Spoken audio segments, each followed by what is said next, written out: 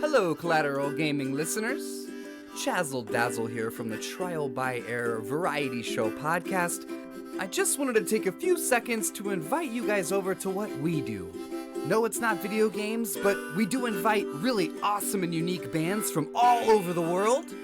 We dig deep into their souls and find really cool stories to tell you, and there's tons of music every week, so subscribe to us wherever you subscribe to your podcast. We look forward to having you. On this episode of the bonus round, we are celebrating the Metroid franchise with a discussion of our top 5 favorite boss battles from the series, followed by a mini review on the controversial title, Metroid Other M. So don't go anywhere, the show starts right now.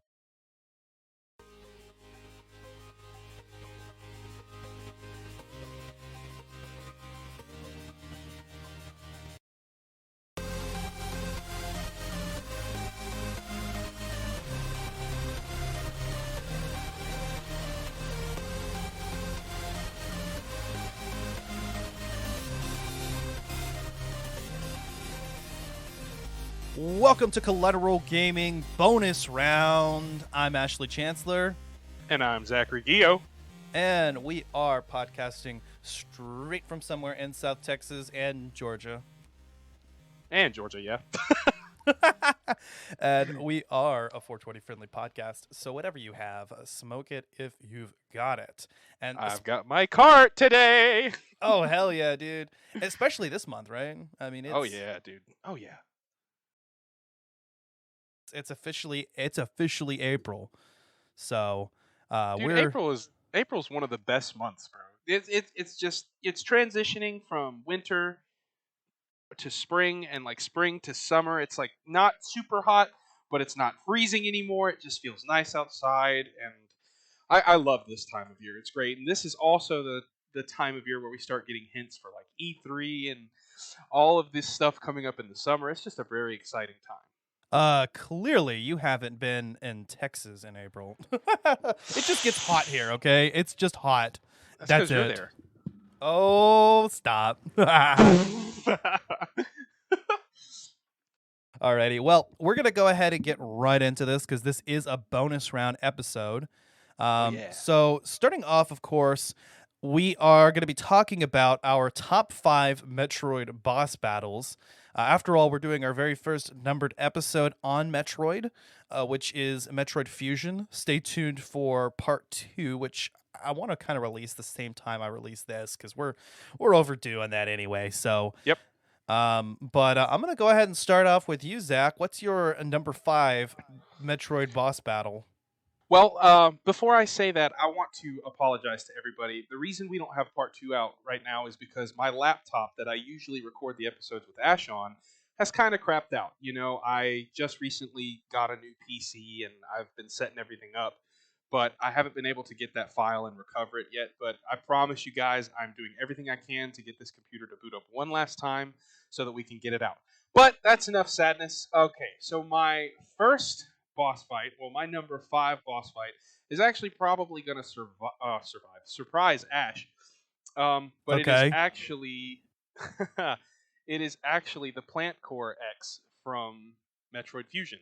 This X is in Sector 2, and this giant creature has it looks almost like a Chozo statue covered in vines if you look closely enough. But this takes place in like the depths of the Tropic Sector in the BSL research station in Fusion. And defeating this creature gives you the plasma beam. I really love this fight so much because honestly, for me, it's one of the hardest fights in Fusion because not only do you have to continuously pelt this creature with missiles or super missiles too, so you can run out of ammo relatively quickly if you haven't found a lot of pickups. But you have to constantly be dodging the plant spores, the plant traps, and the plasma projectiles that the Core X is firing at you because you get the plasma beam when you beat this thing, so it's going to fight you with that ability. Like, that's a recurring thing that happens in Metroid Fusion when you are facing a creature that's going to give you an ability back. You have to learn how to fight against that ability first. This is And true. it's really cool. But this fight is difficult because you literally have to constantly be moving, and there is not a lot of room for Samus to move in this game. Or in this fight, sorry. So I really enjoy it. I love the color schemes. The setting is just awesome. The music is soft and creepy, and Yeah, kind it of that takes. do do do do do do do do. Oh yeah, oh yeah. It's really cool. I love that whole vibe. And the first time I played through Fusion, it took me probably 10 to 15 times to get through this thing because that's one. It takes a lot of damage. You have to really lay into this thing, and all of the projectiles. Just if you're not careful, you'll die very quickly. But as long as you just stay on the platform, away from the traps in the floor, and you can dodge everything that's trying to grab you and inflict damage. If you fall in, you'll take damage. It's a tough fight, and that's why I really enjoy it. So, yeah, if you got a hot take on this boss, I'd love to hear it. I mean, I guess I wouldn't call it one of my favorites. Honestly, it's one of the more frustrating parts in the game, but there is a sense of satisfaction once it starts shooting the plasma beams at you, and you're just kind of ducking and jumping and ducking and jumping and trying to hit at it. It's a very quick fight, I will say. You've constantly dodging its little spores everywhere is definitely adds a lot of tension to the fight. It comes out of nowhere too. This is right after you've defeated Yakuza and after an encounter with the SAX.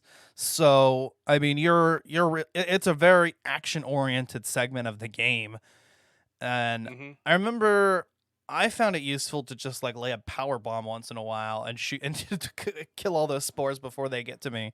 So I Yep. just like lay a power bomb, shoot a bunch, lay a power bomb, and just time it to where right around when the spores would start to hit me, it would clear the whole screen. So That's not a. I'm sorry for cutting you off. That's actually a really good tactic. I never even thought about that, and I've yeah, played Fusion so many times. Okay, I'm gonna go back and I'm gonna do that again. I can imagine just everybody listening to me like, how stupid is this guy no. for not doing that? you know, But it's okay. I can take it. I'm a good Fusion Metroid player, so. Fusion in segments like this and like segments like the BOX fight would really benefit from the free aim system that's in Samus Returns. Yeah, you're actually right. I will say though, it was a toss up for my number five. It was a toss up between this and the security robot. Yeah. Because the security robot fight, it's a cool fight. You have to hang on to the ledge, or you have to hang on to like I don't even know what those are called, but Samus hangs on to them and walks across to avoid the electrified water. Monkey bars? Um, I guess they're called monkey bars, but it's such a good fight because you don't face it just once; you face it twice. Well, either that or you face two different ones. I'm not exactly sure how that is, but the one in Sector 6, I think you fight the second one in Sector 6. I am so sorry, guys. And that one, it's just the music in both of those fights is really cool. So that's my little honorable mention because that was almost my number five. But what about you, Ash? What's your number five? First, well, actually, I want to ask you, okay? Because Okay. now you got me thinking, right? Did you ever hang on the monkey bars when you were in elementary school and pretend that you're Samus? No, because at the time where I started playing Fusion, I was embarrassed actually that I played video games as much as I did. So I kind of kept that a secret until middle school when I made a couple of friends and we just a couple of friends that played video games too. I'm not a loner, I promise. But and then I started hanging out with them and we started talking about it. But no, I never really did anything like that. As far as elementary school is concerned, I just tried to get through it the best I could. I hear you. I hear you. Well, Oh, my number five is also from Fusion, and that's going to be the SAX battle. ooh, do And I'm elaborate. and I'm referring to the actual boss battle. Now, obviously, the encounters throughout the game are noteworthy, but they're not really boss battles per se. But I will talk about them because and we do talk about them in our Fusion episode. But every time you face the SAX throughout the game, there are these little segments where you're completely outclassed, right? Oh yeah. You have no choice but to run away. At first, you want to avoid detection altogether with the SAX if possible. There's one segment right before you face the Plant Core X, like where you're talking about in Sector 2, where you're forced to encounter the SAX and you have to run away. But the final time that you confront the SAX is at the very end of the game after you've reached back to the main sector and before the final boss fight versus the Omega Metroid. There is a quick confrontation, and it is at this point where you've acquired all power-ups in this game. So if you're not ready, you're never gonna be. This is it. You're locked in the room, and for the entire game, you've been avoiding this creature, and now you have to fight it, and it's a hard boss battle. It can be over very, very quickly. You can get killed in about a minute, and so it takes some trial and error. It takes a few tries of running all the way, go back up the elevator, facing it to finally get the hang of it. I mean, basically, it's just charge shots and jumping over. And I remember we were talking about how, like, if you try to screw attack into it, it just screw attacks back at you. And the SAX is Samus at full power, and she still has the ice beam, which can completely obliterate you very, very quickly. But once you get the hang of that boss battle, it gets to be very fun, very enjoyable. I mean, I've played through it a few times now in my playthroughs of the game, and it's one of the parts of the game that I really look forward to. Not only that, but go ahead. No, go ahead. It's okay. I just have a little side note. Go ahead. Well, I was gonna say, not only that, but after you face the SAX in its regular form, then you have the grotesque, monstrous form, which again just takes a couple more charge shots. That's actually the easiest part of the fight. It's like about 5 charge shots before you kill it, and then the Corax. And here's the part that makes it hard, because you need to have conserved your energy during the past 2 phases of the boss battle, and that's why this boss battle is so hard. Is not only is it just hard to get through, but you can't just barely get through the first 2 fights. You need to get through those and still have a lot of energy left to tank that Corax fight, because it's difficult to dodge those beams while shooting missiles at its eyes. And it's not one of the easy Corax where you just shoot it with missiles. It's one of those that has the fucking eye beam. Oh yeah, and I mean this fight, like you said, this fight is intense. The only reason I didn't choose it is because I feel like, I've done it so much that obviously everyone, to me, okay, let me try to gather my thoughts in like a little cauldron. Let me try to, get over it real quick. Bad pun, sorry. But I didn't choose the SAX fight because to me it's not long enough. I feel like I feel like this fight would have been so much better if you could have just taken it across the entire research station. That's actually something I wanted to talk to you about when we do our little cover of Metroid Fusion, when we do our little remake. If we could make this battle take place over the course of the entire station, like once the fight starts, there are parts where you have to like run from her and do specific things before you can inflict damage. I want to make it really hard. That would be badass. I mean, it's a really hard fight. If you have if you have all of the energy tanks, I don't remember specifically how many there are. I think there's like maybe 20. I don't know. Something like that. When you have 20 energy tanks and you face this thing, she can kill you in 5 charge shots. 5. That's ridiculous. And so that if you don't have max energy, you're even more screwed if you take a hit. So it's a good thing that you mentioned like conservation, because that does make this fight very difficult, and it's really fun to be able to finally stand toe to toe with this thing that's been kind of hunting you the whole game, and finally beating it. And once you beat it, of course, you start the propulsion sequence. You have 3 minutes to get down there, and then you face the Omega Metroid, and it actually saves your life, because overall, the main focus of the X is to rid itself of Metroids, because Metroids are the main predator to the X. So once the SAX realizes that Samus isn't nearly as much of a threat as the Omega Metroid, it kind of saves your life. Gets killed by the Omega Metroid, and then you're finally able to go back to being at full power. And I think that is just absolutely phenomenally done, and it's great. But there is a lot of stuff that you and I could tweak for that SAX battle. Or, yeah, SAX, sorry. Yeah, it's definitely a very tense battle. Kind of reminds me of the Dark Samus battle at the end of Prime 2. Okay. Which is actually on a timer, so it's again a very fast-paced battle against a doppelganger. So, but what's going to be your number 4? Okay, so I know I told you that I wasn't going to pick a boss from this game, but after thinking about it and really, really, just sitting on how I feel about this, It's one of my favorite fights in the entire series, even though the game isn't that great. So my number 4 is the Metroid Queen from Other M. Okay. This fight is awesome. It has several faces. It has several phases, but before you can even really focus on the queen, she has a bunch of Metroids that are chasing you around the room. Now, this is the first time in the game, except for the baby in Sector Zero. This is the first time in the game that you actually have to fight, and well, you don't have to fight the baby. No. Adam kind of saves you, but this is the first time in the game where you actually have to fight and take out some Metroids. And at this point, you're basically at full power, but the way that the way that the fight starts, you see Ridley's dead body in the corner, and you hear this giant gate opening up because Melissa Bergman is terrified of you, so she locks herself in the room and like lets the Metroid Queen out essentially because she thinks that Samus is a threat, and so you have to fight this thing. But in the first phase of the fight, the Metroids are going to attempt to grab you and drain your life, because that's what they do. If they latch on, you just enter a morph ball and lay a bomb. And you can also, because of Metroid Other M's ability to sense move, Samus can sense move in this game, you can constantly sense move to avoid the attacks.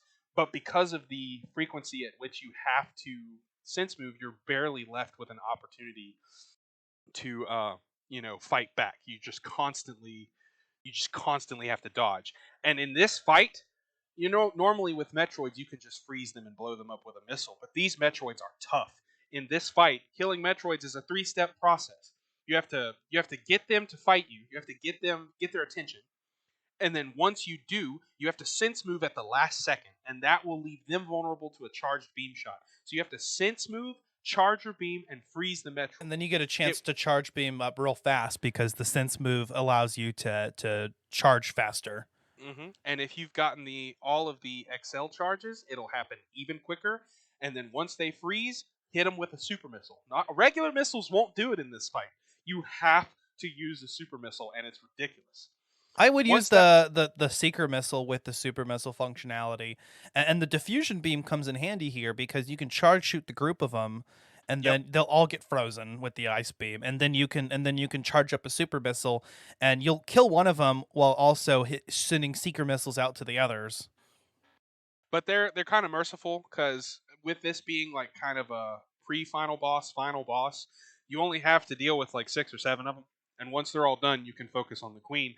But the queen is big, and this is a relatively small room, so it's really difficult. So you have to dodge the queen's physical attacks with your sense move. You can't really dodge the beam attack, so you have to space jump over it to avoid it, which is hard because, like I said, it's a very small room.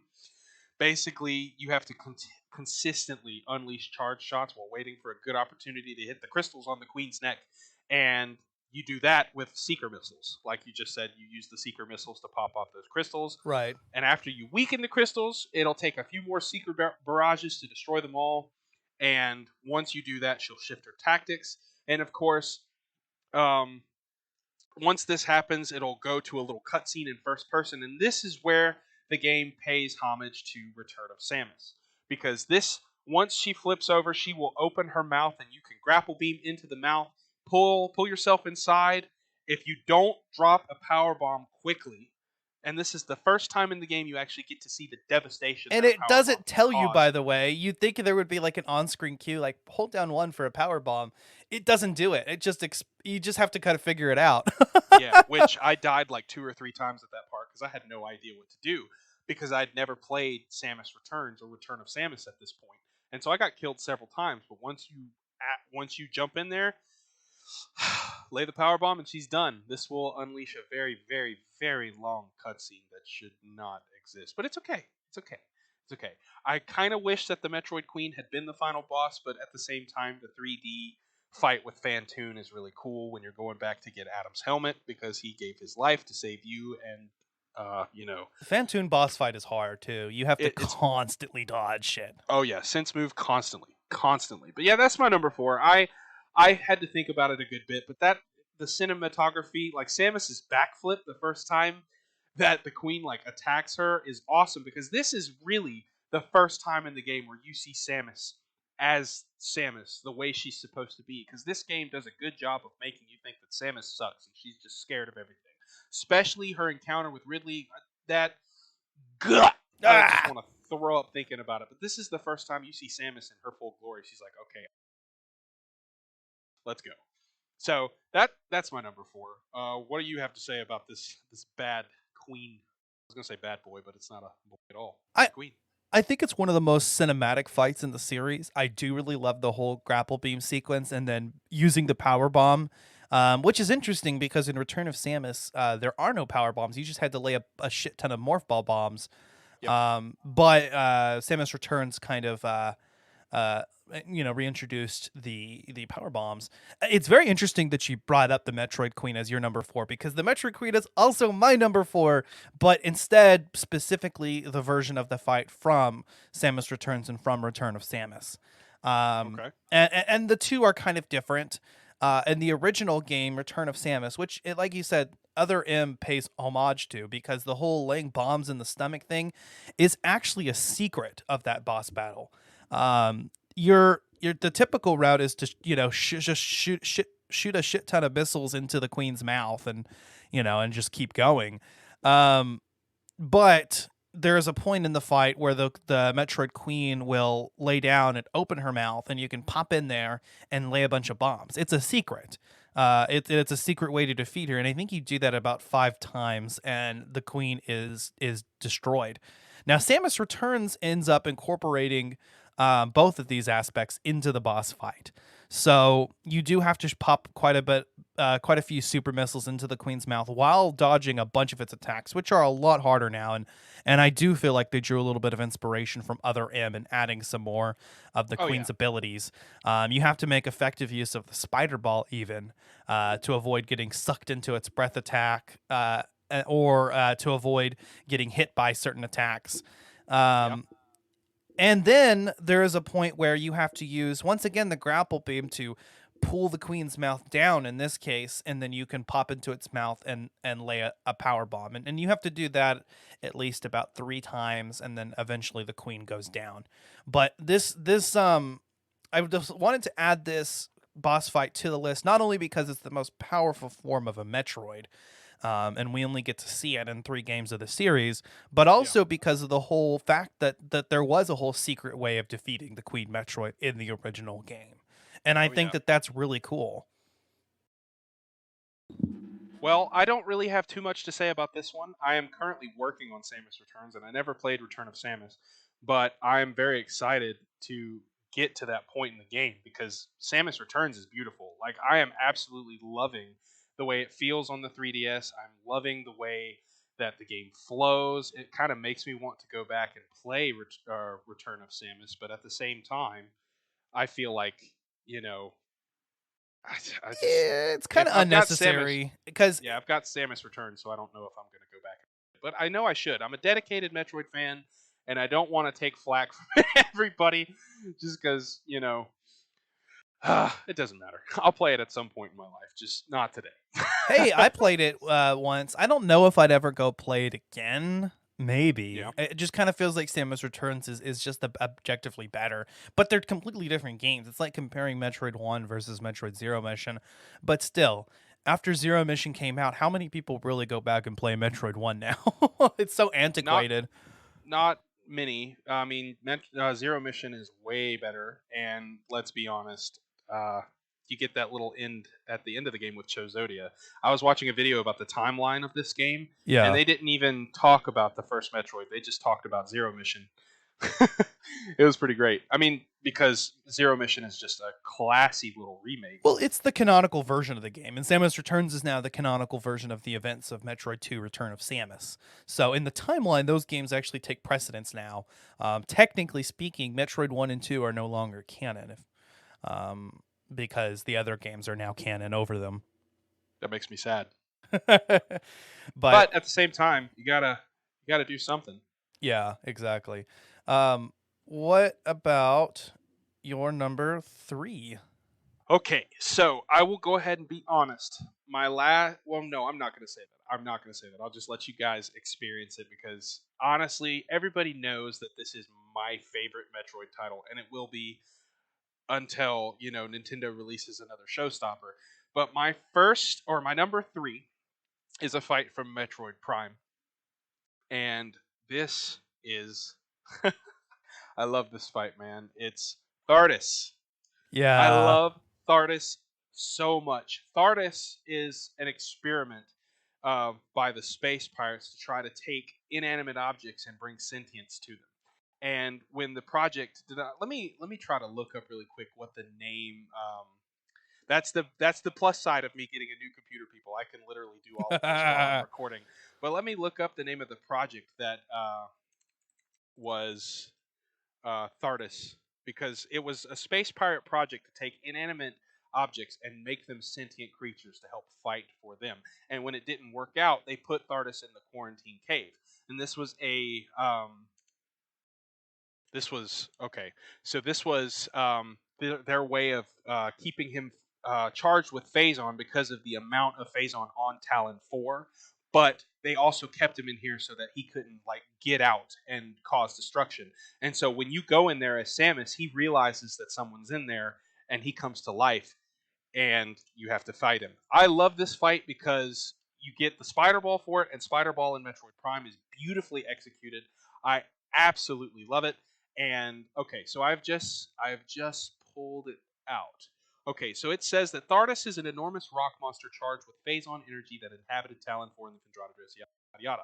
It's called Project Titan. That's what it was. It was originally an experiment by the space pirates to use Phazon to create sentient creatures out of inanimate objects, but was found quarantined in a cavern in Metroid, yada yada yada. It's really cool. I love this fight because it makes good use. It provides good use of the thermal visor. You have to find the weak spot on Thardus, waylay into it, and then that opens up the opportunity for you to actually do damage. Once you finish, putting enough shots into that weak spot, it'll open it up to where it'll turn blue and it's exposed. You don't have to use the thermal visor to find it anymore. You can lock onto it. Mm-hmm. And that's it. You can do damage. That's one really cool thing about Thardus, is that he uses the Phazon in his body to mess with your lock-on system. You can't really lock onto him unless you're in the thermal visor and you find that weak spot. And I love it because the music is absolutely insane. It's one of the first tracks in Metroid that doesn't. I don't know if you'll get this, Ash, you might, but it's one of the first tracks in Metroid that doesn't use a 4/4 time signature, and I love it because it's complex, and it's really cool. But you actually fight this creature in you actually fight this creature in 2 different games, and it's mentioned in the Metroid Prime comic series as a Chozo. You get a Chozo artifact or Samus gets a Chozo artifact in the comics for beating this creature. You get the Power Bomb in Metroid Prime Pinball, and in Metroid Prime you get the Spider Ball. What are your feelings about our friend Thardus? Definitely one of the highlights of the game. It's one of the boss battles that you remember, along with, for instance, like Flagra and the Parasite Queen at the beginning of the game. Mm-hmm. Kind of one of those more, kind of one of the more memorable moments in the game. And it's actually the moment in the game that I'm at in my playthrough right now in hyper mode. I haven't beat Thardus in hyper mode yet. I'm actually working on it. The last time I picked up Metroid Prime, which wasn't too long ago, when I was preparing for the Metroid Fusion episode, I was going back and playing several of the games, and I made it through the Space Pirate Research Facility area, which, by the way, is one of the best moments of that game. But right after that, you face Thardus, and it's hard. I remember I was constantly running out of missiles because trying to shoot super missiles at his weak point basically depleted me. Now, he shoots those rocks at you, which you can use to get pickups, but it's kind of difficult to do. Oh, yeah, 100%. They're very hard to hit, and they kind of home in on you, so you have to constantly be moving. And the motherfucker freezes you. Yes, he does, but you can tap B to quickly break free. But no, one of the coolest aspects of that fight is when he kind of gets pissed and he rolls up into a ball and starts rolling around the arena, and you have to quickly change into your morph ball and boost ball like a crack addict. It is insane, and it's really cool. There's also one part you get like halfway through the fight, and he gets angry and starts summoning a blizzard, which makes it really, really hard to see unless you're in the thermal visor. But once you break that weak spot in the thermal visor, it overloads the thermal visors where you can't see anything. And so you have to try and guess where he's at inside the snowstorm, and it's just intense. I absolutely love that fight, and it's my number 3. So you guys know that I have a lot of love for Sure. the next 2 that are coming up. But what about you, Ash? You got anything else on Thardus, or what's your number 3? On Thardus, I mean, he's like I said, one of the more standout bosses of the game. Definitely one of the moments that I remember in Metroid Prime in a very difficult battle, particularly in hyper mode. Yeah. And I do enjoy the fact that you get the spider ball afterwards because that's kind of one of the turning points in the game. That's really where Metroid Prime starts coming together. I think is following that boss fight. My number 3 is also going to be from Metroid Prime. In fact, it is the titular character, Metroid Prime, who is Ooh. the final boss fight. Now, Metroid Prime has 2 phases, and more so, I like the first phase just because I love the idea of having to switch between different beams and being able to finally actually use all of your charge combos. It's one of the moments in the game where you just want to lay into it and in utilizing every charge combo, especially the ice spreader, right? Because it's a Yep. Metroid, actually comes in handy. But I like that the Metroid Prime isn't always susceptible to ice. It's one of the few Metroids that, like the ones in Other M, ends up developing sort of an immunity to it, except when it is in the ice mode. And I like how you have to roll in between its legs or tentacles or whatever the fuck. You roll in those little tunnels underneath it. I love how cinematic the fight is, where Samus keeps running down and you go deeper and deeper and deeper. And then finally, the inside, after you fight, destroy the exoskeleton, then you fight the Metroid Prime core. And that's where you actually have to stand in these pools of Phazon and just load Phazon into it. And the screen actually says hyper mode on it, which is a foreshadowing of the events of Metroid Prime 3. Yep. And I believe you have to end up making use of both the thermal and the X-ray visors in this fight, right? Oh yeah. You have to switch between the two because he changes, I guess, his frequency at which he's resonating at. Right. But every time you do damage to him, he'll eventually get upset and create this little pool of Phazon that Samus has to step in. But before you're able to step in the pool of Phazon, he keeps releasing increasingly hard Metroids. It starts with baby Metroids, then it goes to Hunter Metroids, and once you're closing in on the end of the fight, he starts releasing Fission Metroids. So get ready to use some power bombs. Oh yeah, dude. Every time I play through Metroid Prime now, I always 100% it. Yeah. And I just have to. I know where all the energy tanks are. That's not really a flex. I feel like everybody who plays this game knows where all this stuff is. But the power bomb expansions are so important in this game. It's ridiculous. You have to make sure that you are well kitted to face those Metroids because yes, you can take the time to switch between the beams, but during this entire sequence while you're fighting the Metroids, Metroid Prime's not going to let up. He's like, "You're in my lair now, honey." Yeah. And so you gotta drop those power bombs quickly, get rid of these Metroids, and just continue on about your day. So it's a good fight. I really like it. The music is really good. I don't like the music in the first segment, but I like the music in the second segment. I don't like the fight. As far as the fights go, I don't like the second segment, but I love the first segment. It uses that title theme too in the second segment, right? The that classic Metroid title theme, and yeah, and I love the Metroid Prime remix of that theme. Oh yeah. Yeah, in that fight you're also wearing the Phazon suit, which is why you're able to stand in pools of Phazon and fire it, by the way. What's interesting is the Phazon suit is actually kind of superior to the PED suit, which comes on later on, and I kind of attribute that as the Phazon suit was a complete accident. It was a fluke, and the Federation was not able to replicate it, and that's why Samus takes damage and has to inject energy tanks with the PED suit. But I also like how Metroid Prime takes the Phazon suit away from you, explaining why Samus doesn't have that in later games. Although it doesn't explain why she doesn't have the gravity suit, but whatever. And then Metroid Prime ends up becoming the main antagonist of the entire trilogy because Metroid Prime is Dark Samus. And with the knowledge that you gain later on in Metroid Prime 3, you then find out that a Leviathan had impacted both Talon 4 and Ether, and so Metroid Prime was the Leviathan Guardian, not unlike the ones that you face at the end of each planet in Prime 3, and that Emperor Ing was the Guardian of the one on Dark Ether. Oh yeah.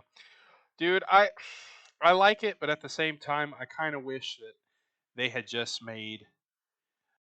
I I like. Do you like Dark Samus? Like, I like Dark Samus. I think it's very interesting. Again, Samus faces a few different doppelgangers in her time in the Metroid series, and Dark Samus, I think, is one of the more compelling ones.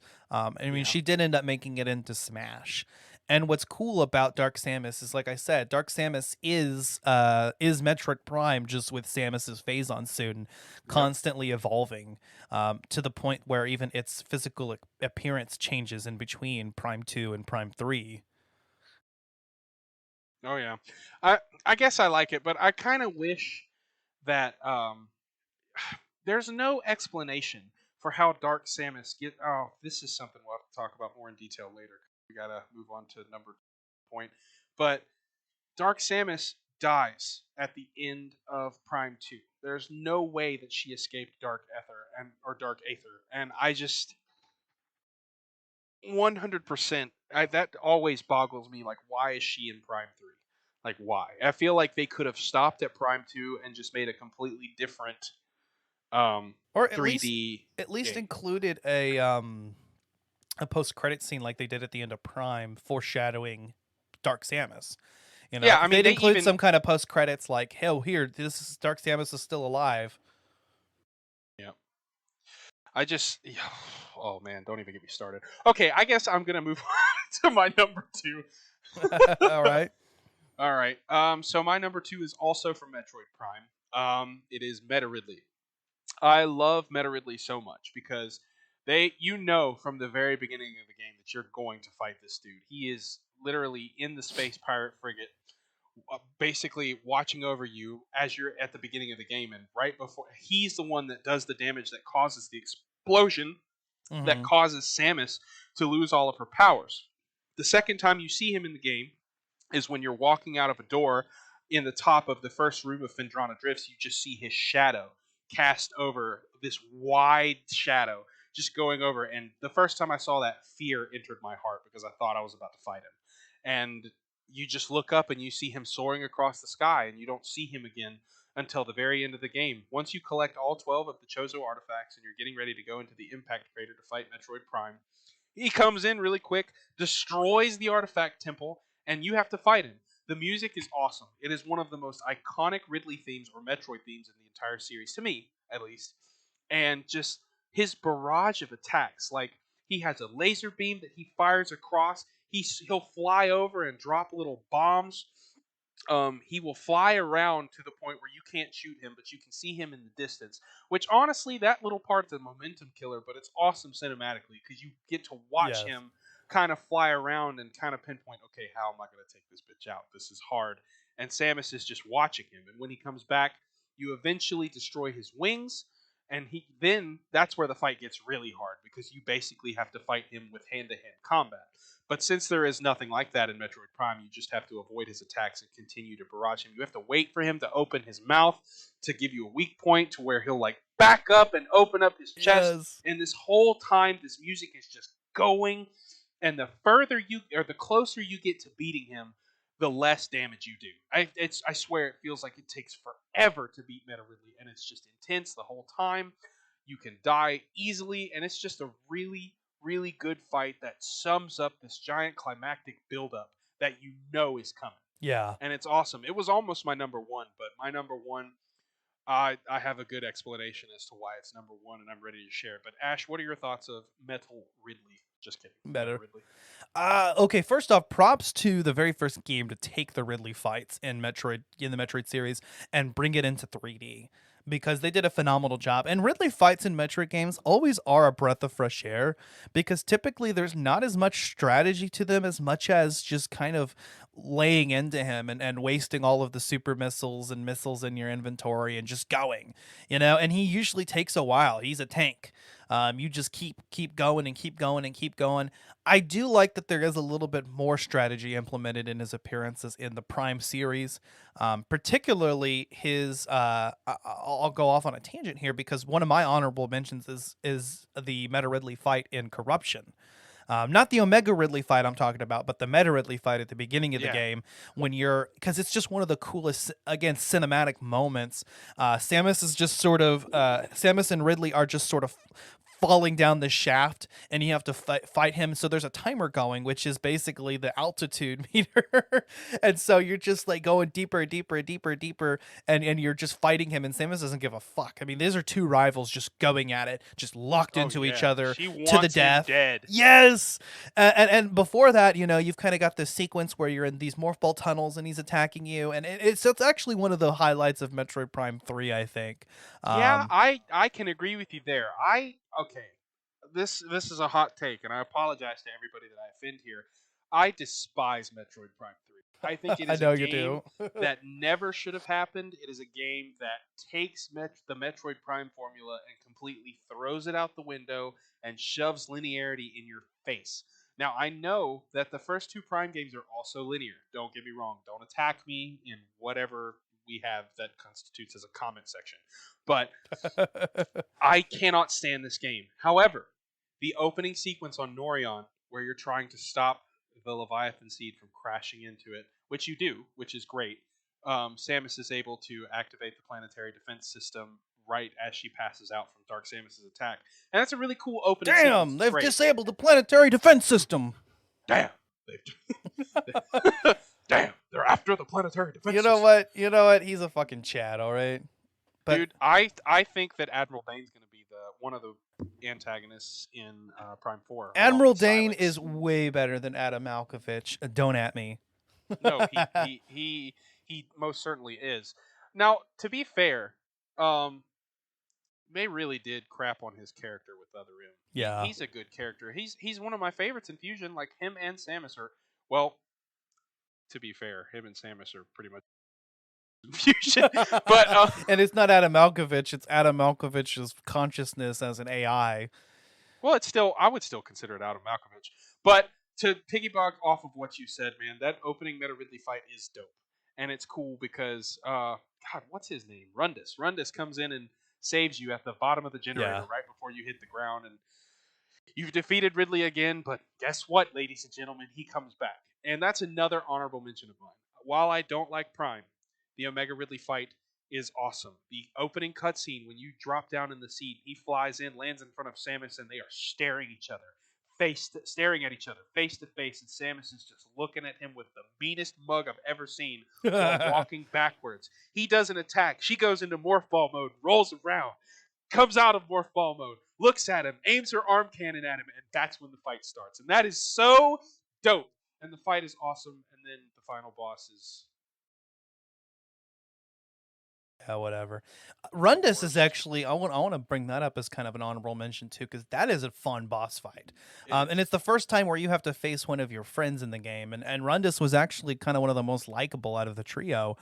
And you have to fight him. And then the music is epic. It's like a 3-phase boss battle. That's cool. I guess I will say, yeah. all of the phase-on corrupted allies of Samus, Gandreda, Gore, and I almost said Thardus, Rundus, they're all really cool because they do have sort of a special connection to Samus. They're all working together on this team, even though the first time she meets them is at the beginning of the game. One of the first interactions she has with them is walking into the control room and seeing herself. Yeah. And she's confused. She's like, what? And What? Gandreda starts laughing. Nani? Admiral Nani? Monchiku. All right, so but I actually don't know if I said anything. But Admiral Dane's like, Gandreda, enough, kind of like in a playful voice, and she starts laughing. And Samus gets to meet them, and then they're all sent on their way. That is one thing Corruption did well, is the storytelling with the 3 corrupted beings, and I like how they spread them out, one for each area. You fight Rundus on Brio, you fight Gore on Elysia, and you fight Gandreda in the home world. Yeah. And it's a really cool sequence, but it's just the things you have to do in that game. I think Brio and Elysia are both the reasons that I hate that game. They're both just slogs of trips. They're just it's so boring going through them. But the homeworld, the pirate homeworld, is dope. That's the best part of the game, and that's when the game actually starts getting to be a lot of fun. The Dark Samus fight is actually a good time. You don't like Skytown? No, not I really. love that whole like steampunk aesthetic. It's so cool. I mean, I love the setting and the aesthetic. It's beautiful. It's just the way it's laid out and the things that you have to do. I do think it's cool. You know what? I may have to rethink my overall opinion of corruption because there are a lot of good parts of the game, like defending. I know that's not what we're talking about, but this is a bonus round, so who gives a fuck? Who gives So, a fuck? I know. Plus, I just hit the cart, so I'm feeling good. So, Hey. so So there's a lot of honorable stuff. Stop. There's a lot of honorable stuff to talk about in this game. It's just Brio and Elysia going through Skytown. I mean, there's a few cool parts, but overall, it's just like, how did the Metroids get where they were when you're going to get Seeker missiles? How did those Metroids get there in Skytown of Elysia, and how are they like infused with Phazon Chozo? so much so the Chozo did it? Space pirates? Chozo pirates? Chozo Space- pirates? Chozo Space Pirate Zos Prime. I don't know. Who knows? But- It's always the fucking Chozo, okay? The Chozo are suck, behind man. everything. They are They've just been to the every worst. planet. They're a part of every ecosystem somehow. They visited. The Chozo are behind they really everything. are, bro. It's Um, awful. my number 2 before we start just geeking out on Metroid and waste another 30 minutes on a mini review of Prime 3. My number 2 is the nightmare fight from Metroid Fusion. Specifically Nice. from Metroid Fusion. The other M one is okay. It's pretty good. But I'm here to talk about the fight from Fusion because, God, it is such a tight fight. I love how Nightmare just kind of comes up out of the ground and he's freaky as fuck. You've got this scary ass mask on him and he's kind of phasing in out of reality and he's fucking warping the gravity around you. So you launch a few missiles at him. That's the first phase out of the way, right? And then your missiles stop working. And the trick to that is actually charge shots or getting in really close and hitting him with missiles. But he'll actually deflect your missiles using his gravity bending powers. And you can't space jump anymore while he's manipulating gravity. And then after you destroy the gravity manipulator underneath him, it kind of goes back to then you just start ramming his face with missiles. And that's actually the hardest fight is that phase 3 where, I find it easiest to just hang on the ladder and then as he's coming at you to bam, bam, bam, bam, bam. But as soon as he gets really close to you and you dodge him, then he starts warping around the screen kind of almost randomly. And it's very difficult to avoid him. You have to space jump around very intricately. And him ramming into you can take a lot of your energy away. But I like how the more that you just propel missiles into his face, that mask starts breaking and the ooze starts coming out. And and then at the very end, of course, there's a Core X fight like every other boss battle in Fusion. Yeah, I really like the Nightmare fight. It's definitely the creepiest fight in the entire game, and the build up for it is really good because you're running through a destroyed Sector 5 while the screen in the game itself is just rumbling, and you see his shadow moving super quickly in the background. It's intense. The fight is foreshadowed early on in Sector 5. I remember you see this creature in the back, and you're like, I'm gonna have to fight that later, aren't I? You also get like a tidbit of information about it from Adam eventually because he's like, be careful, there's like this creature that's in Sector 5 that nobody knows much about right now. And then you start seeing bits and pieces of it and you're like, oh, I'm gonna have to fight this thing. It's definitely one of the better fights in the game. Dude, I wish I don't that know we had why. like a scan system or something in Fusion. Maybe we should implement that because can you imagine getting like some lore about the background of Nightmare like we did I'm with sure- a lot of the I'm bosses sure in the Prime Nintendo series? Yeah, I mean, we could do that. That would be a really cool idea. Although I'm sure Nintendo has definitely dropped lore about him, so we could probably just take from that. I just want to know why this thing was created, What is it? Oh yeah. Is this like some experiment gone wrong? You don't know. It's a mystery, but it's cool. It's just such a fun, not only is it creepy, but it's also a fun boss battle. And it's very difficult. Yes, it is. It is insanely difficult, and I have mad respect for it because of that. You have to really take a couple times before you can do it cleanly because he's very big and the room is very small. He changes very quickly from ground attacks to the wall attacks while you're hanging on that sideways monkey bar. I love that we're calling it a monkey bar, by the way, because that's definitely not a monkey bar, but it's close. A sideways monkey bar is a ladder, Zach. That's what it's called. I don't want to talk about it. I don't want to talk about it. Yeah, the nightmare fight's really cool. It's very creepy, very well done, very awesome aesthetic in the room, and it's a good fight. You know what you should have said there? This would have been Your a mom? perfect segue. You should have gone, I don't want to talk about it. But I do want to talk about my number one. or we could do it ad read. But I do want to talk about Squarespace.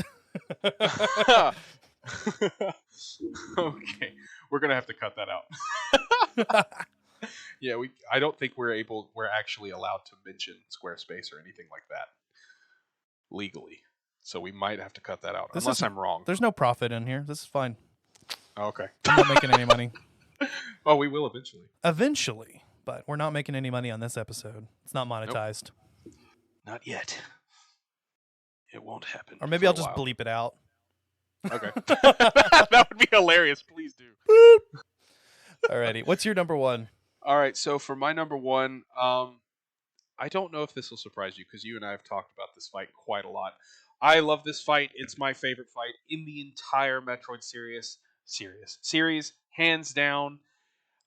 Every time I get there, even today, I'm 24 years old and I still kind of get nervous when I walk in this room because the whole game has led up to this point. And of course, it's not the end of the game, but the whole game, you've been learning about Phazon and you've been researching it. You've been I know where this is going. You've been going through the Phazon mines, which is you can't argue with this. It is the scariest part of the entire game, going through the Phazon mines, because you have no idea what's in store for you. There is so much happening. Oh boy. Once you get there, the first thing you see is the main quarry, okay? I will get to my number one in a second, but I can expand upon this a little bit. The first thing you see is the main quarry, which has this massive Phazon mining tool, which is a crane that's holding this giant spider ball track, okay? Obviously, you guys know that I'm talking about Metroid Prime right now. And my Metroid battle that is sitting at the top of my list is the Omega Pirate. Yes. There is no fight in the series that gets me as excited, pumped up, or just nervous as this guy. Because you've been fighting space pirates, you've been fighting elite troopers that take specific beams. The space pirates are ruthless in this game, and I love it. Because you're fighting these elite troopers that take specific beams. Once you get to the Phazon mines, you start seeing these elite pirates that are these experimental fighting space pirate warriors that are being held in containers for like a stability or something like that. But once Samus shows up, you start reading all this lore. The hunter is here, and so the space pirates are preparing for you to come because you are their mortal enemy, because you are the one that has taken their kind out. You just kick their ass every single time, and they hate you for it. Once you get to the end of the Metroid Quarantine Bay, which is arguably very intense and scary because there's a lot of Metroids that you have to deal with, you use your plasma beam to melt the switch above this plasma door. Make sure you save your game right before this because you're gonna get your ass handed to you if this is your first time. I'm just telling you. You walk in this door and you see this giant containment unit with this massive space pirate. And my first reaction, Ash, my jaw dropped. I was like, I'm about to have to fight that thing. Holy crap. And this arena is massive.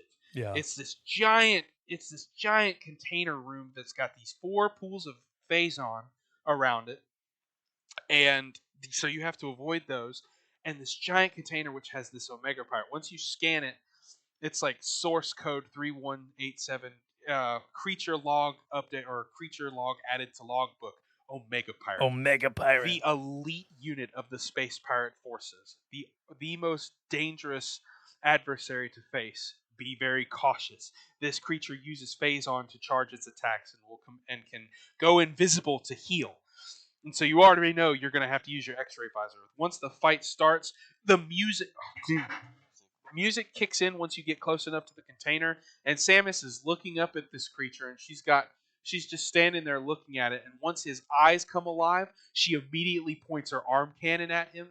He gets angry, starts thrashing around, breaks out of the container, and Samus doesn't budge. All of this broken glass is just falling around her, and she's just staring this creature in the face, ready to fight it.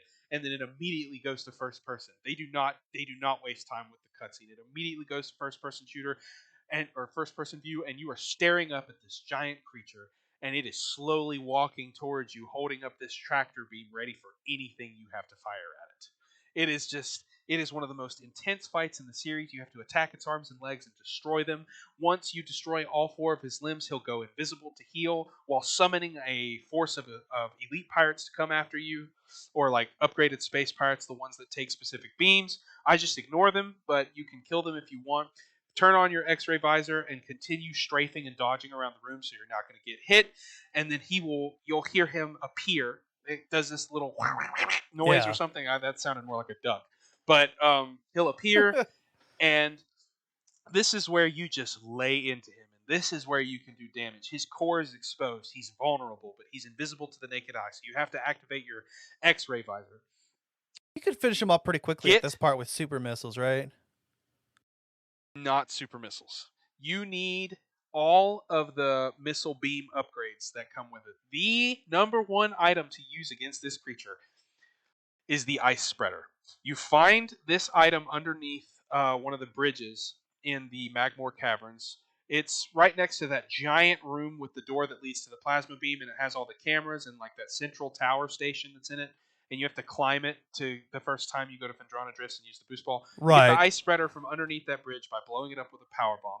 And this thing uses 10 missiles and the ice beam to send a giant wall of ice at whatever it hits.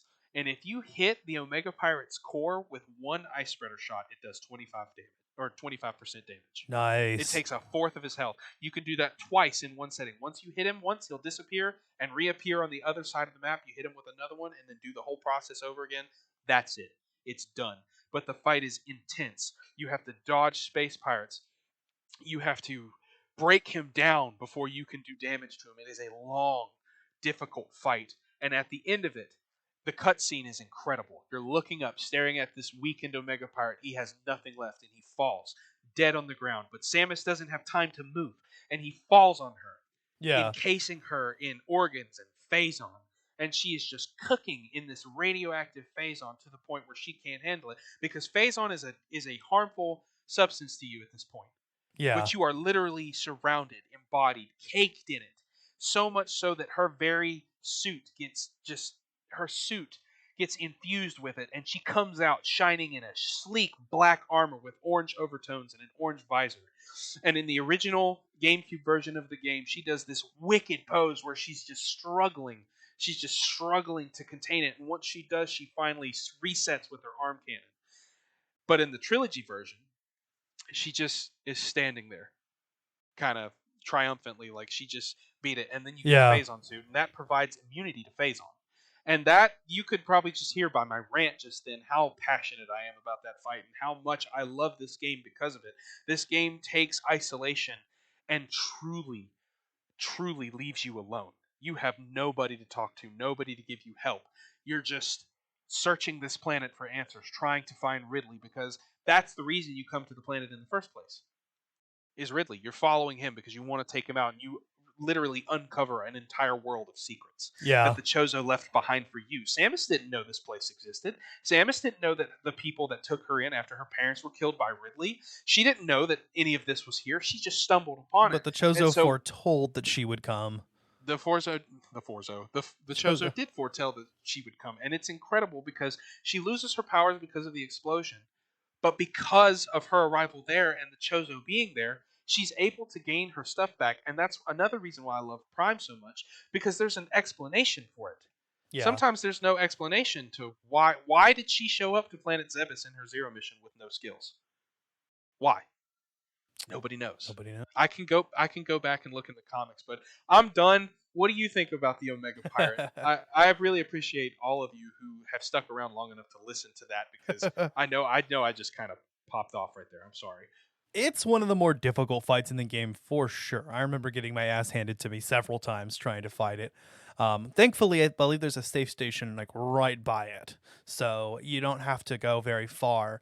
I know that it also sends out a bunch of troopers, so you have to fight a bunch of space pirates, but you can take them out with power bombs. Not too big of a deal. I do like that he says, and you can make it out just barely, finish her to the troopers. Hey, finish her. It's like the first time it's like harder charge. That's what it sounds like, Yeah. but he's saying finish her. And Finish her. I would say that's the only voice acting in the game. Only that's like Mortal Kombat style, right? Finish her. Yeah, but he's like it's struggling, desperate, Yeah. and weak. Like he's scared. He's like this woman is no joke, bro. I can't take her by myself. You guys got to let me heal. Like I need my bros. Come on. It's definitely a very intimidating fight, and of course I do love that you get the face on suit afterwards. It is the coolest looking power suit. I think it's the coolest alternate color scheme for Samus's power suit by far. Either that or the suit of light, the light suit. Well, from that's why I was careful. I said it's the alternate color scheme, like a Yeah. palette swap, because that's all these Yeah. other. Now, as far as overall suit designs go, the light suit is fucking amazing, and the dark suit looks cool as well. I love that Prime 2 dared to actually make the suit look different, and Fusion as well. Also, Corruption did it with the PE. That's true. Her shoulders more become With the hazard shield, yeah. kind of changes the shape of her suit. But Fusion, if you play through Prime with the Fusion suit, it's Yeah, It I'm is playing my current playthrough in hyper mode with the Fusion suit, and I love how the suit changes colors depending on the Fusion suit changes colors based on which one you have. So the Phazon suit actually is the Omega Fusion suit. If you have the Fusion suit on, obviously the various suit and gravity suit match up, but I really wanna play Metroid Prime in hyper. But hey, we have beat this one up long enough. What is your number one, my friend? I am very eager to hear what this is. all right. Well, this should be no surprise for anyone that listened to my top 5 boss battles bonus round not too long ago. Well, actually a while back, but my one of the fights. This boss battle was, of course, on there, as it should be, right? And that is going to be the Quadraxis fight from Echoes. Ooh, really? I love this fight because, and I said this before, it forces you to use basically all of the skills that you'd acquired up to that point in the game. It's another multi-phase boss battle. I like how at the first phase of it, you have to boost ball around and lay some bombs, and then you got to shoot some super missiles at its joints.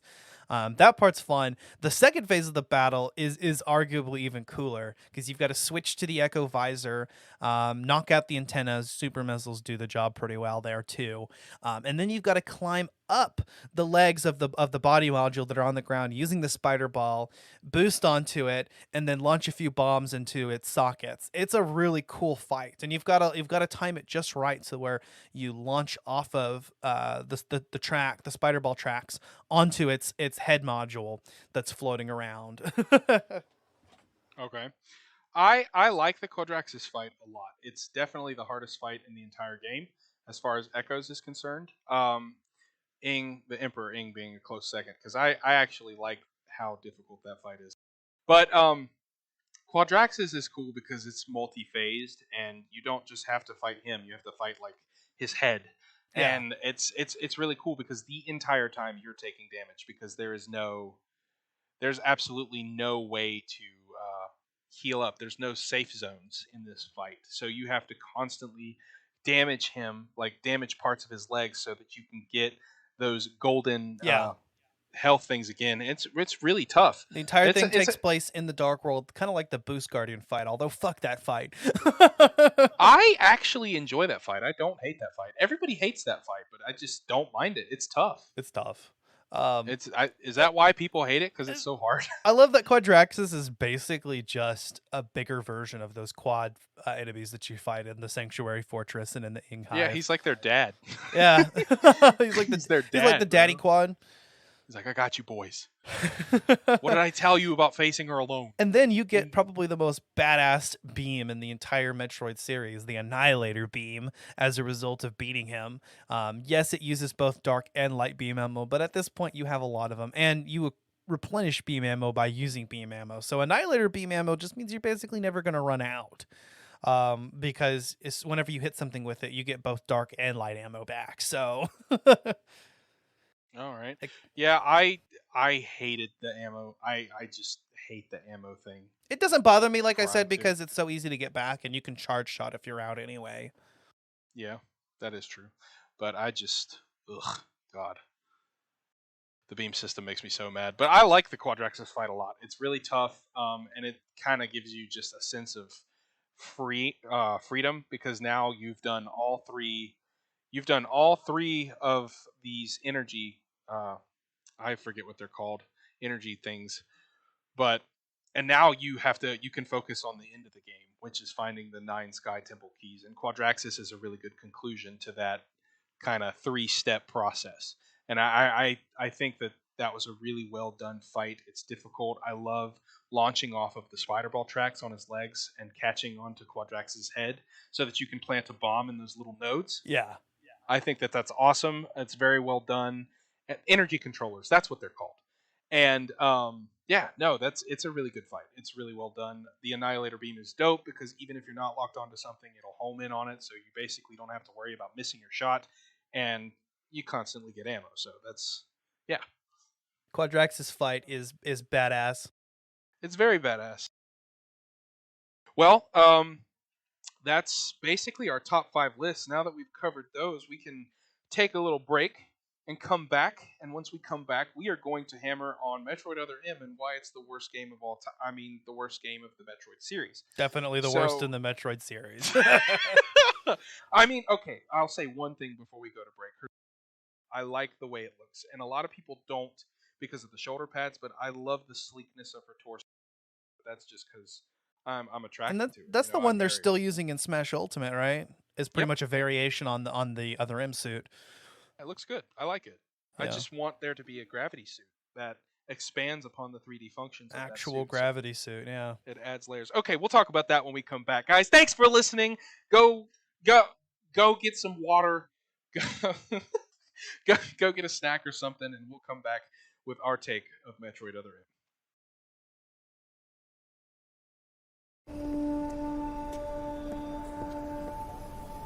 I was a child. Any objections, lady? Always with something to prove. A chip on my shoulder. I felt that if I let my guard down, I would easily be broken. And beyond that, I was scared.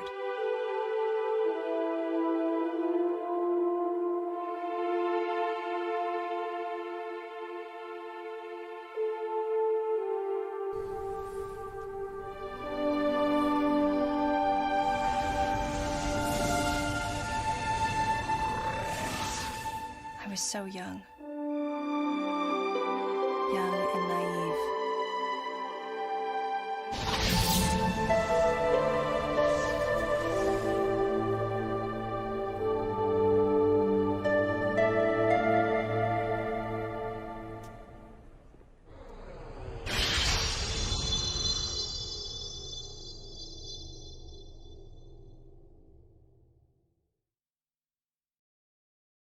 Welcome back, everybody, to Collateral Gaming. This is actually the second time today we're going to record this because the first time got lost in space somewhere, which is great because we're going to be talking about one of our least favorite space games of all time after this break is Metroid Other M. I'm going to do that again. Sorry. Okay. Sorry. No, you're good. Welcome back to Collateral Gaming, everybody. We just got done talking about our top 5 battles in the Metroid series, and honestly, that's one of my favorite discussions I believe we've ever had. But now we're coming back to make ourselves sad. We are going to be talking about Metroid Other M, the good and the bad and the extremely ugly. So, kick us off, Ash. Your opinions on this game. Don't hold back, buddy. Oh, man. Okay. So when Zach and I were kids, I think we liked this because recently we had a discussion about it. I think when we first started recording together, we were talking about Metroid and you were like, hey, do you like Other M? And I was like, yeah, that game's not nearly as bad as everyone says it is. Like, I can see why people don't think it's very much like the other Metroid games, but it wasn't a bad game, right? And then we both played it recently and we were like, yeah, this is hot garbage. It is indeed hot garbage. Once we got a little older and a little wiser, we've played some better games since then. Oh, some better Metroid games, especially. Oh yeah, Samus Returns is an example of that. But I mean, I did pick a battle from this to be one of my top 5 battles. But I mean, come on, dude, the Metroid Queen is awesome. Even though that game is terrible, they did a good job with the cinematography. The And, Metroid like, Queen battle actually is pretty cool. I'm not gonna lie, and I'm surprised I didn't really want to talk about it in my top 5 list because I played through it more recently when I beat the game, and I beat the game 100%. It's relatively short. Um, I mean, I can't say I didn't enjoy myself at all. There are parts of the game that are fun. It's just goes by very very quickly, um, and there are some concepts of the game that I like the idea of that just don't work in execution. Yeah. I mean, first of all, this game kind of came with a whole gimmick, right? What they wanted to do was bring the player. This game, by the way, is the second game that was released for the Wii on the second Metroid game that was released on the Wii, besides, of course, the Metroid Prime trilogy and the new play control Metroid Prime and Metroid Prime 2 in Japan. Yeah. But following Metroid Prime 3, the first game developed for the Wii, um, instead of using the nunchuck, they wanted to go to a single Wii remote design. So you've got a Wii remote and you're holding it sideways, which they liken to an NES controller. And sure enough, the controls feel that way. But did anyone really want Metroid controls to go back to the Nintendo era? Nah, man. Like you said in a previous discussion, a lot like this that has nothing to do with what we're talking about now. You said that the Super Nintendo is really the era that people wanted to relive because of Super Metroid and the impact that it had on the community and its fans. I think that trying to give an NES feel with this game while also including a first-person perspective in which Samus can't move just completely destroyed this series' reputation, and that's why it's kind of gone dark for a few years. But we eventually got Federation Force, whatever the hell that chooses to be. I don't even want to talk about that. I don't even want to play it. It's not a Metroid game. It's a spinoff. Yeah, where you fight Samus at the very end, dude. Yeah. Weird. But yeah, like you said, this game not only does it feature the Wii remote sideways, but the gimmick of the game is that you point the remote at the screen, kind of more similar to what you would see in the Prime trilogy. And I think they were trying to appease that crowd of gamers, fans of the franchise as well with this. But you would point the Wii remote, but like you said, you stay completely still, and it's the only way to fire missiles in the game. It's actually just makes the game more frustrating. They added kind of the scanning components, but all of the lore that was like the best part of scanning things in Metroid Prime is gone. The map system in Metroid Prime, which would allow you to see, which was an entire 3D rotatable map with room names, completely gone in favor of a top-down map that is honestly just more confusing. And terrible, dude. It's so, oh my god. The locations of like extra or pickups, it's annoying. Yeah, they wanted to do a return to form with Metroid, and I get that. And I was happy to see that too, but let's do a return to form of Super Metroid. Turn to form of a fun title.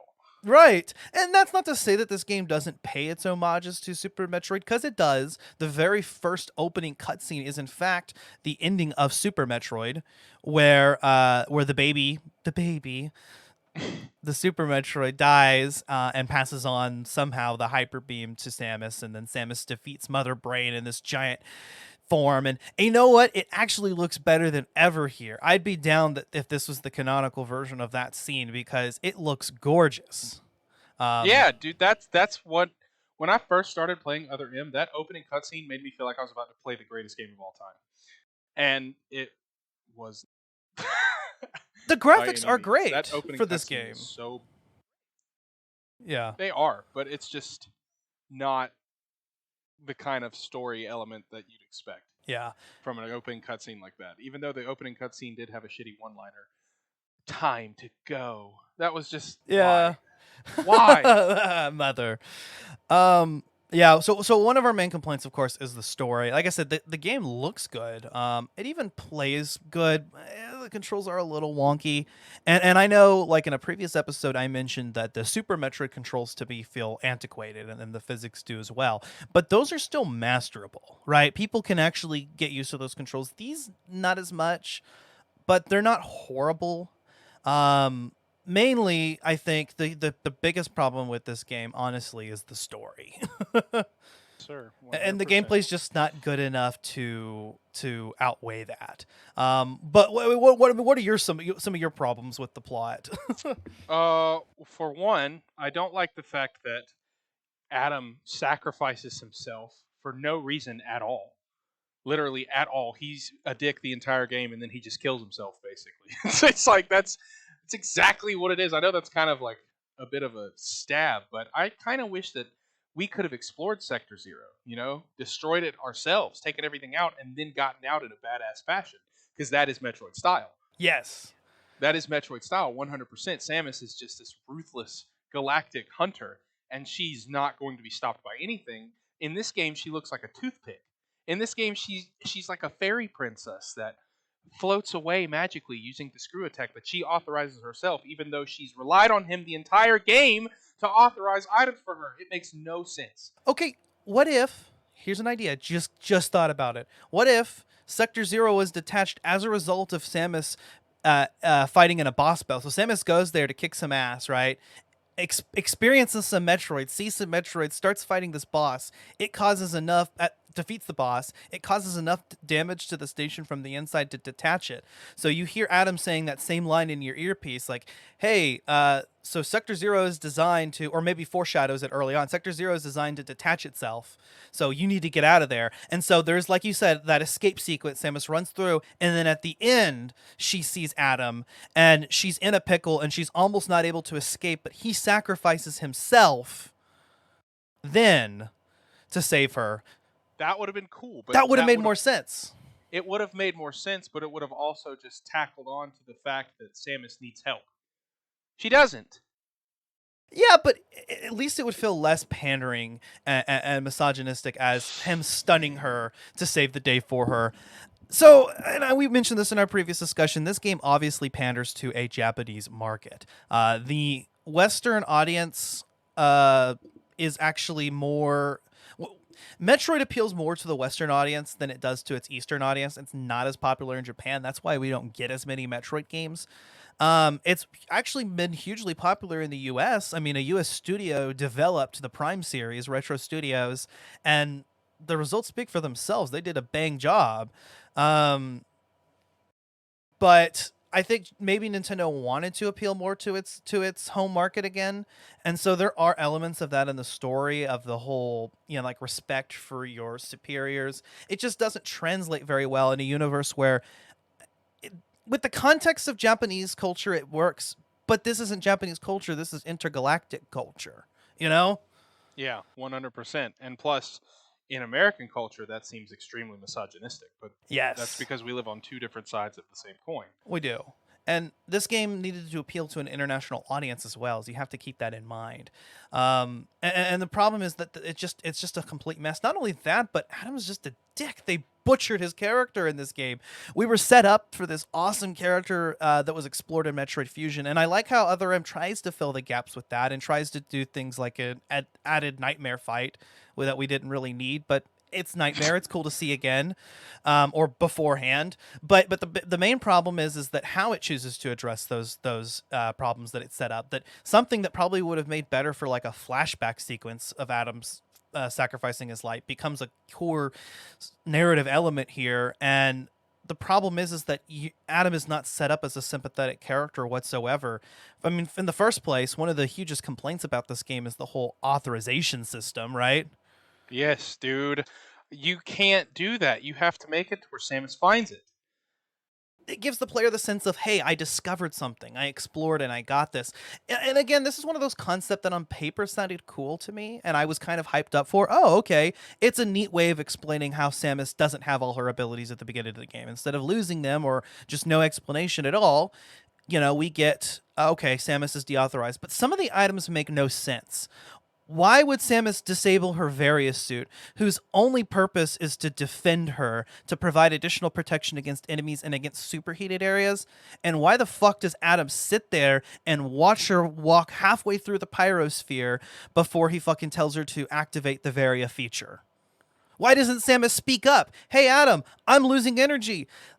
Can you let me enable it, or just enable it herself, because it's not a fucking weapon? I get not being able to use power bombs or maybe even super missiles, but but a defensive feature? Why? Yeah, that makes a lot of sense. You had an explanation for it. Yeah, I'm not going to go back through that because it sounds stupid. It sounds stupid in my head. It sounded a lot cooler in my head and a lot more sensical, but I'm just not going to say that. Basically, my whole spiel was going to be about Adam testing Samus, but that's stupid because Adam just doesn't care. He's just a dick.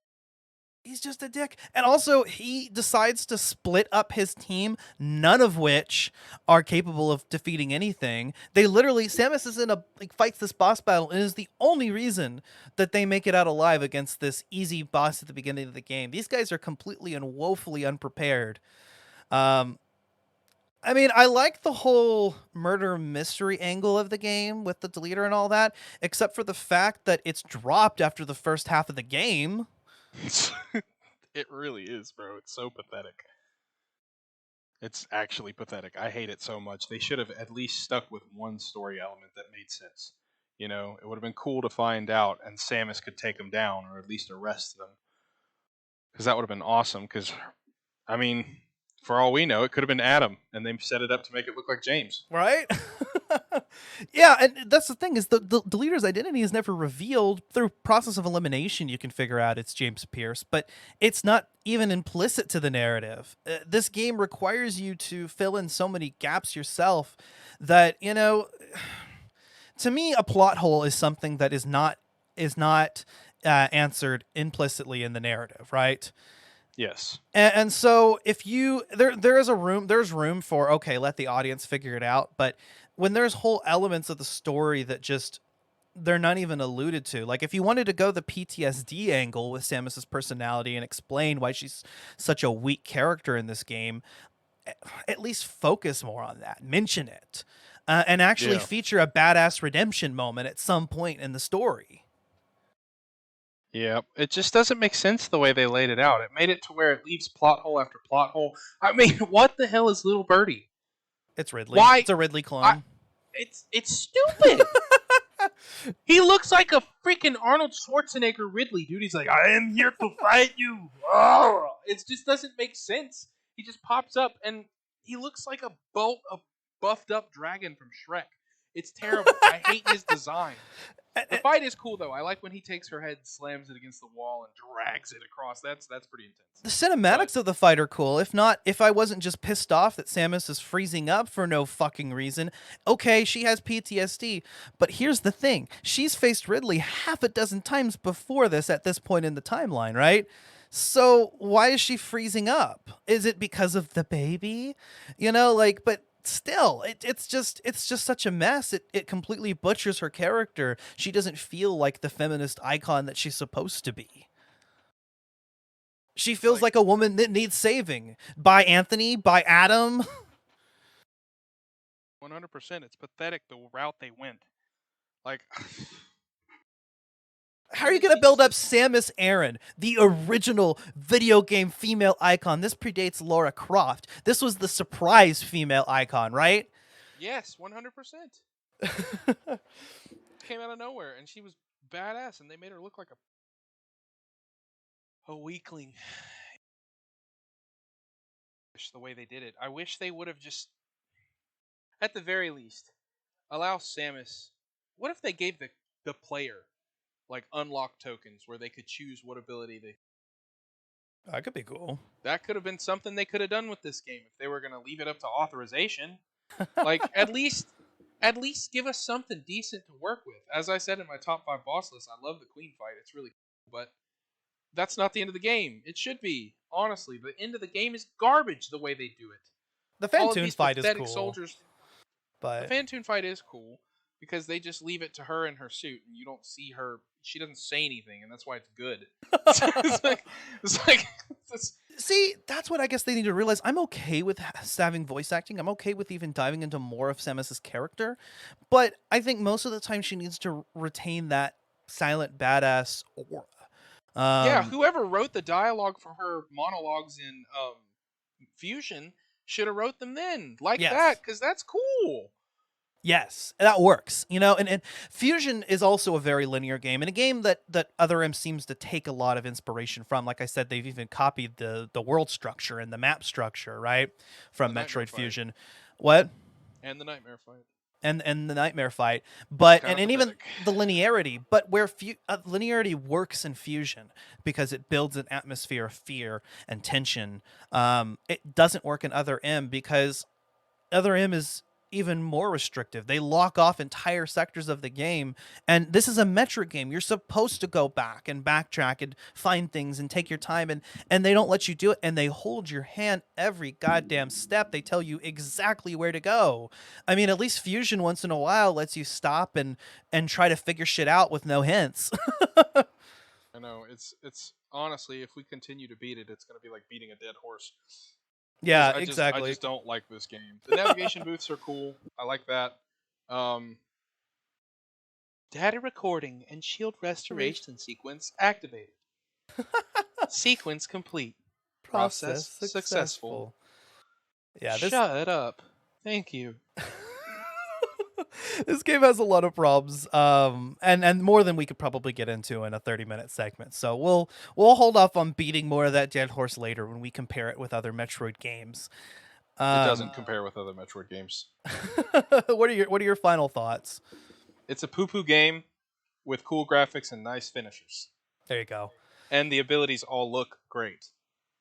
Like, the game looks great. Everything about the game is beautiful. The graphics are wonderful.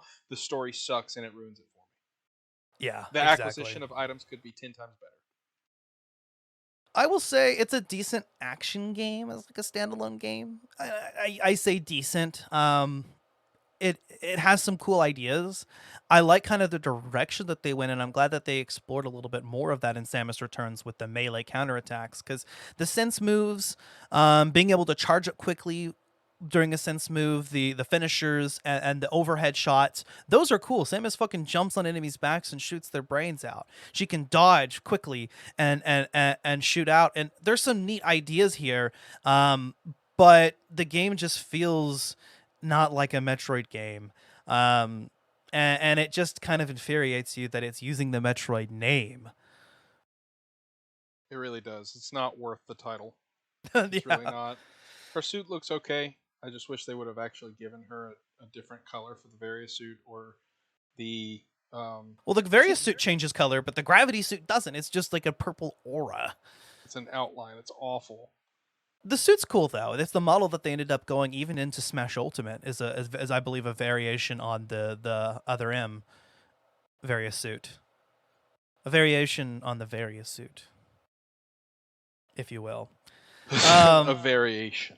A variation, yeah. But guys, if you enjoyed this episode, please leave us a 5-star review and feedback on your platform of choice. We are on Apple Podcasts, Spotify, Google Podcasts, and wherever else you get your podcasts.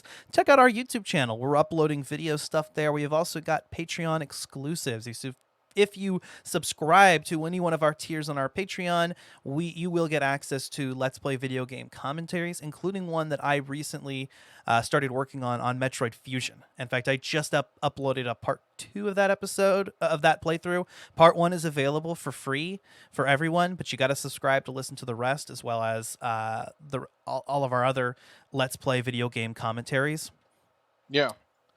We're going to be probably starting live streaming now that Zach's got his PC, right? Yes, sir. Oh, yeah. Booyah. I'm excited about that.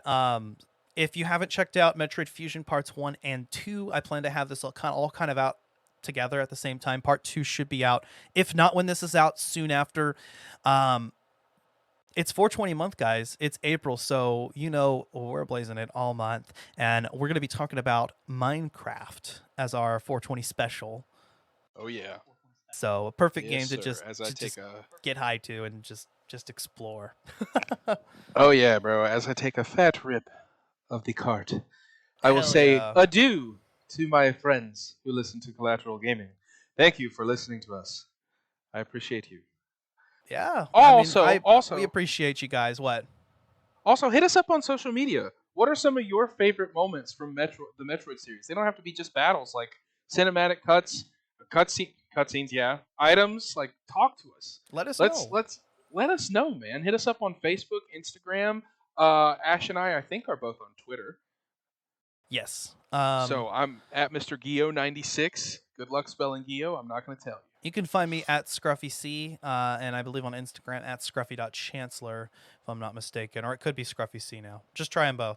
Anyway, yeah, you can hit me up anywhere. I'm on Facebook, Instagram, Twitter. We are on Facebook, Instagram, Twitter. Hit up C Gaming Podcast everywhere. Stay tuned. Also, we're going to have a 420 focused bonus round. And later this month, we're going to be collaborating with Collateral Cinema in celebration of the new Mortal Kombat movie coming out this month on the 23rd.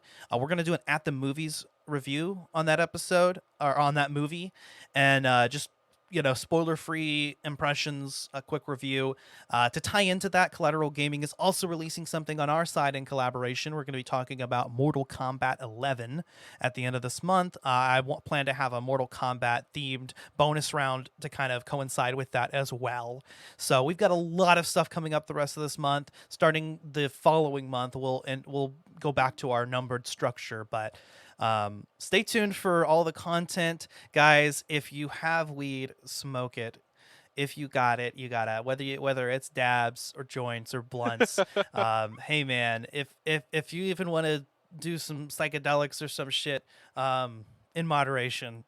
I will say, we are not specifically telling you to do psychedelics. That is something that you have to make the choice to do. Be safe if you choose to do that. It can be dangerous if you are not in the right frame of mind. So we love you guys. And thank you so much for listening to us ramble about Samus Aran, because we love her so much. Is it Aran or Aaron? I've always pronounced it Aaron, but Aaron, Samus Aran, that sounds better. I think Samus Aran sounds like the country. I think they say Aaron in this game too with the dialogue, so it's kind of confirmed. And it's actually Zebes, not Zebes. Oh, I've always said Zebes. I've always saw it as Zebes, like Thebes or whatever, but or I don't Zebes. know. Zebes. Planet Zebes. Alrighty, this is just derailing. So that being said, I'm Ashley Chancellor. And I'm Daffy Duck. Just kidding. I'm Zach Gio. We are Collateral Gaming bonus round. We are out. Howdy like a lot.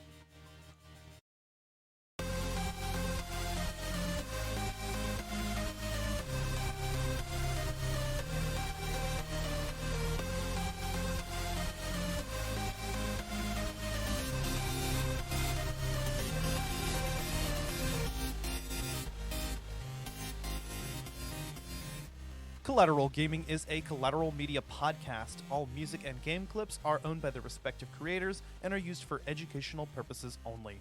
Please don't sue us. We're poor.